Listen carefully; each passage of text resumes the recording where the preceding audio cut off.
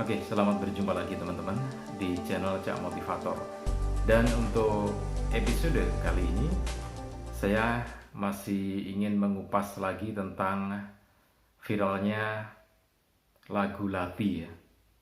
Tapi saya ingin melihat dari sisi aspek filosofi. Kalau kemarin saya menyampaikannya dari sisi lirik dan mistik gitu ya. Nah, sekarang saya ingin membedah fenomena viralnya lagu Lati ini dari sisi filosofi Jawa. Nanti akan kita lihat gitu ya.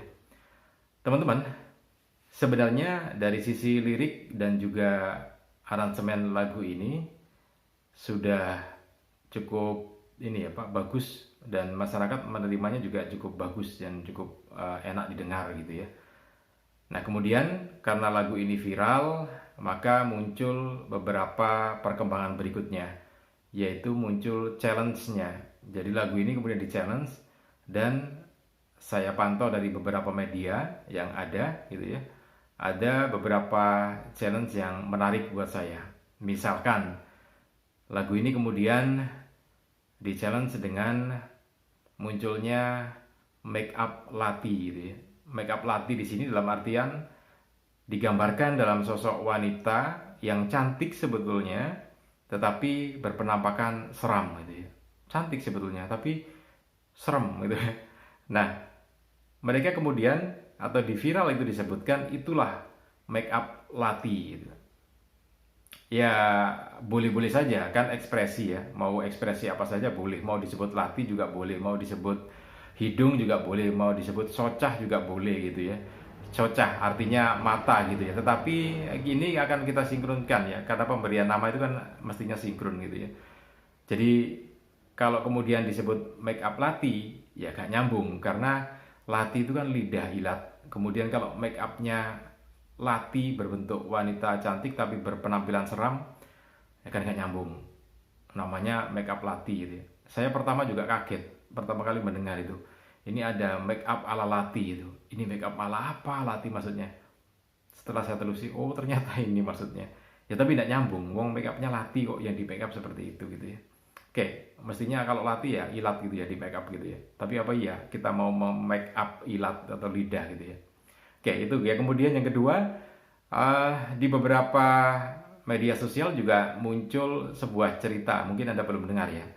Di situ dimunculkan sebuah karangan yang sebetulnya akan sangat ketahuan kalau itu ngawur gitu ya.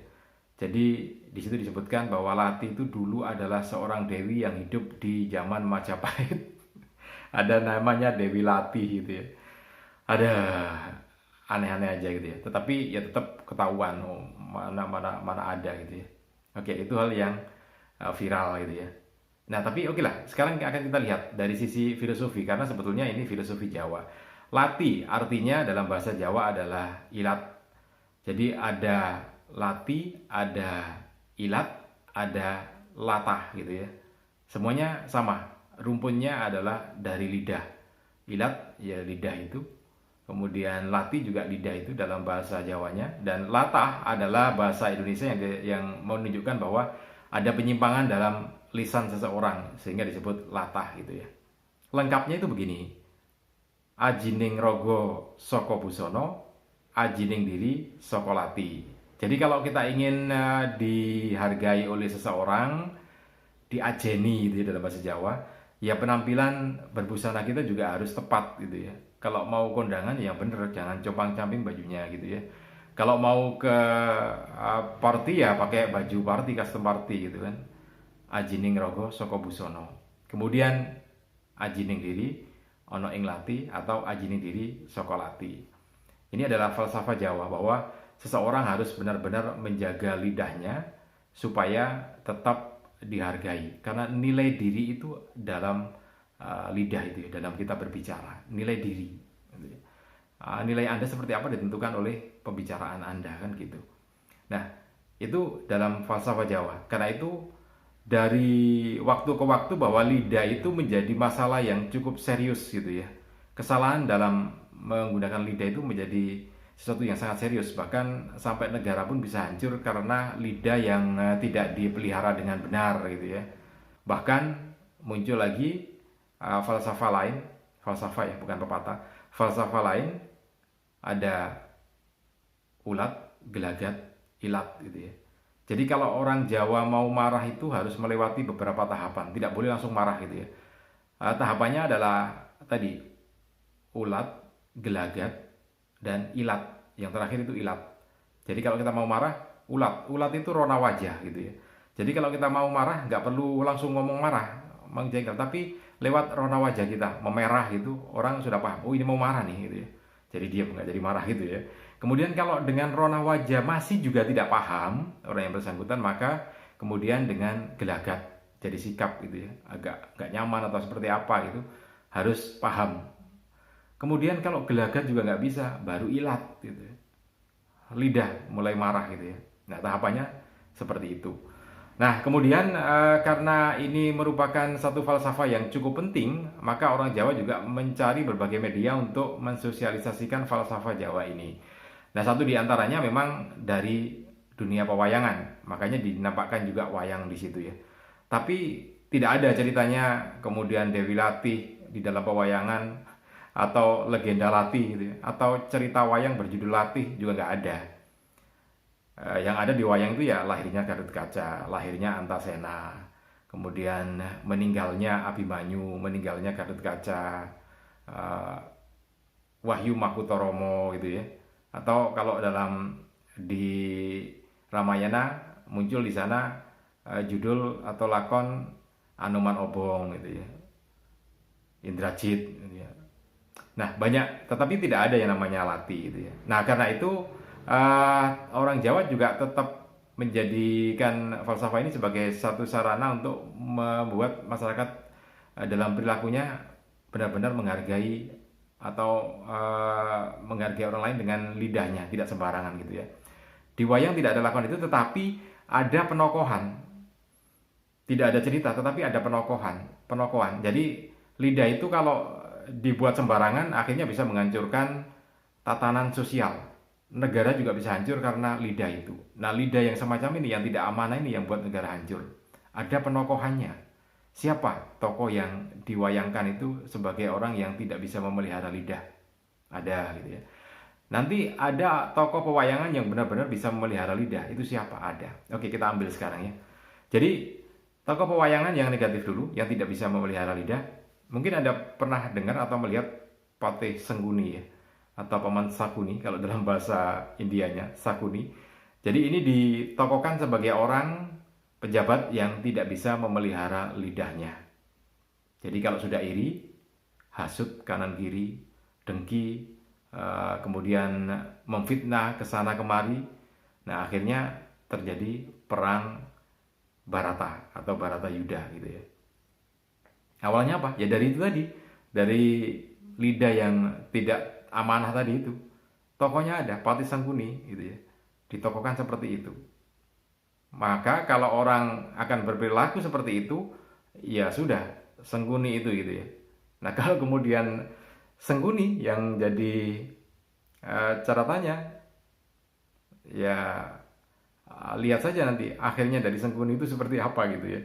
Dan hidupnya seperti apa kalau jadi Sengguni. Nah itu satu penokohan, satu contoh. Tidak ada cerita tapi ada tokoh. Kalau orang tidak bisa memelihara lidahnya dengan amanah, ya seperti Patih Sengguni itu ya, dihujat ke sana kemari juga tidak, ya hidupnya seperti itu. Nah oke, itu yang negatif. Yang positif adakah?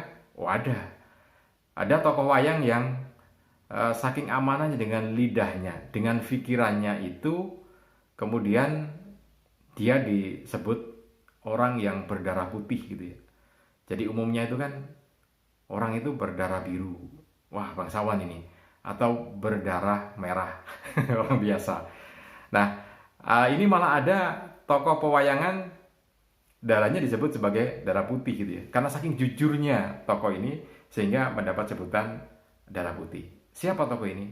Tokoh ini adalah disebut dalam pewayangan sebagai Puntadewa atau Yudhistira. Jadi Yudhistira ini adalah anak pertama dari 5 bersaudara Pandawa. Tokoh ini adalah tokoh yang paling jujur, paling putih dalam tokoh pewayangan. Lidahnya benar-benar amanah gitu ya. Tidak pernah bohong dalam hidupnya. Hebat bukan? Tidak pernah bohong dalam hidupnya. Jadi saking tidak pernah bohongnya, tokoh-tokoh yang lain dalam pewayangan menyebutnya dia berdarah putih. Saking putihnya hatinya gitu ya, saking putihnya pikirannya, tidak pernah berbohong, tidak pernah kotor, tidak pernah hasut gitu ya. Yudhistira atau Puntadewa, putra pertama Pandawa. Meskipun nanti bisa diperdebatkan, putra Pandawa pertama bukan Yudhistira tapi Adipati Karna gitu ya.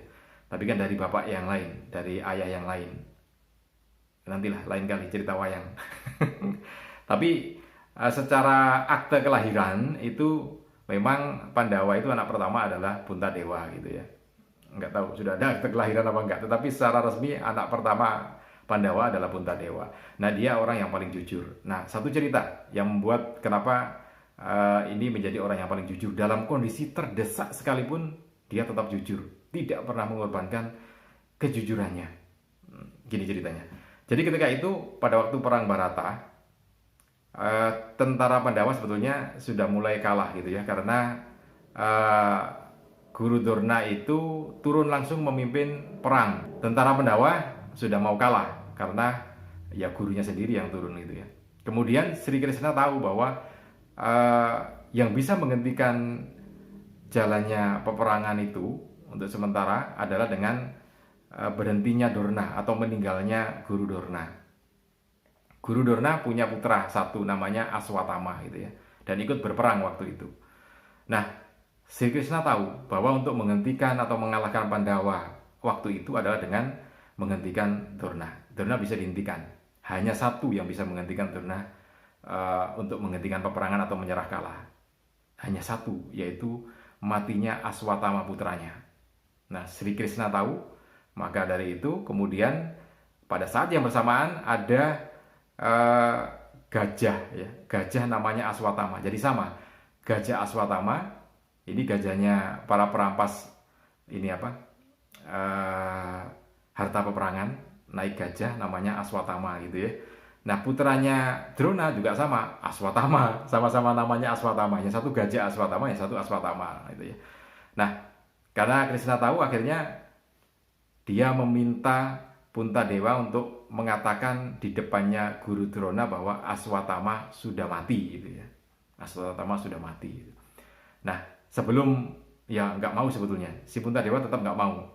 Dia akan mengatakan yang sebenarnya. Nah, karena Sri Krishna jengkel dengan kejujurannya Puntadewa ini, akhirnya gajah Aswatama itu dimatikan sama Sri Krishna. Gajah Aswatama ya, bukan Aswatama. Gajah Aswatama dimatikan sama Sri Krishna. Kemudian tentaranya Pandawa disuruh berteriak-teriak bahwa Aswatama sudah gugur, Aswatama sudah gugur gitu ya. Nah, akhirnya terdengar sama Guru Drona. Nah, Guru Drona hanya percaya pada satu muridnya, yaitu Puntadewa. Didatangi sama Guru Drona dan ditanya, kamu adalah murid saya yang paling jujur dan tidak pernah berbohong. Apakah benar Aswatama sudah meninggal dunia? Gitu ya. Nah, karena Sri Krishna tahu bahwa Puntadewa tidak akan berbohong, maka menyiapkan tentara genderang perang ya. Begitu Puntadewa mengatakan yang meninggal adalah gajah Aswatama gitu ya. Pas bilang gajah itulah tentara genderang dibunyikan oleh Sri Krishna, sehingga gajahnya tidak terdengar dan Aswatamanya yang terdengar. Jadi Puntadewa tetap tidak pernah berbohong sampai pada kondisi terjepit sekalipun gitu ya. Sehingga yang melakukan triknya adalah Sri Krishna. Dia melakukan trik seperti itu sehingga kemudian Guru Drona akhirnya menyerah gitu ya. Nah, kita lihat di sini betapa Puntadewa tetap memegang sebuah kejujuran meskipun dalam kondisi pasukannya terjepit dan hampir kalah. Mudah-mudahan cerita ini bisa menginspirasi Anda untuk tetap memegang kejujuran, untuk tetap memegang latih atau lidah kita menjadi lidah yang amanah gitu ya. Ini satu cerita, mana ada cerita yang menunjukkan ketidakamanan seseorang membawa lidahnya. Ada satu contoh lagi, seseorang yang benar-benar membawa lidahnya dengan amanah sampai dalam kondisi yang terjepit sekalipun. Oke, mudah-mudahan video kali ini bermanfaat untuk Anda. Salam dan sukses selalu untuk Anda.